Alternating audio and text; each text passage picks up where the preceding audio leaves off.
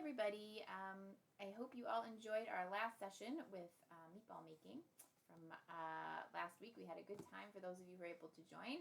And I heard also that some people made challah again last week using the recipe that we went over. So I'm happy to hear that you're enjoying some of the things that we're learning together, and I've just been really enjoying the time with you. So this week I want you to get ready for making charoset. Passover is coming very quickly. And I know that Passover is not going to look like it usually does for most of us this year, but we do have this mitzvah of trying our best to prepare. So what we're going to do this Friday is make charoset. And I've always made a couple different kinds of charoset. This year I thought with you I would make the traditional Ashkenazi charoset that many of us are used to, but I thought maybe also we would try a Yemenite version as well. So it's a little bit more on that Sephardic side of things.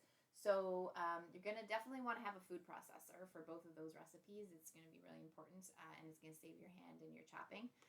If you have a food processor, so that's great. I think it would help a lot. So for the Ashkenazi charoset, you want to make sure that you have walnuts around, apples. I like to use a mixture of apples, of maybe Granny Smith mixed with Gala apples, or red apples mixed with green apples, whatever kinds that you like. A bit of honey, cinnamon, some raisins if you want. You don't have to, but if you want, sometimes people put raisins in. And then you want that sweet, like Manischewitz type wine.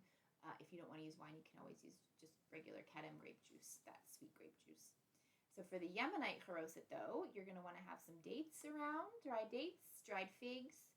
Again, that sweet wine, Passover wine, or some grape juice.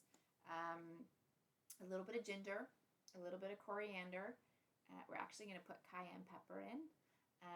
And then if you want to, one thing I like to do is make that charoset into kind of like a ball, and we're going to dip it in some chocolate. So if you have some bittersweet chocolate or some kind of melting chocolate that you like to use to dip strawberries in, this is the recipe for that.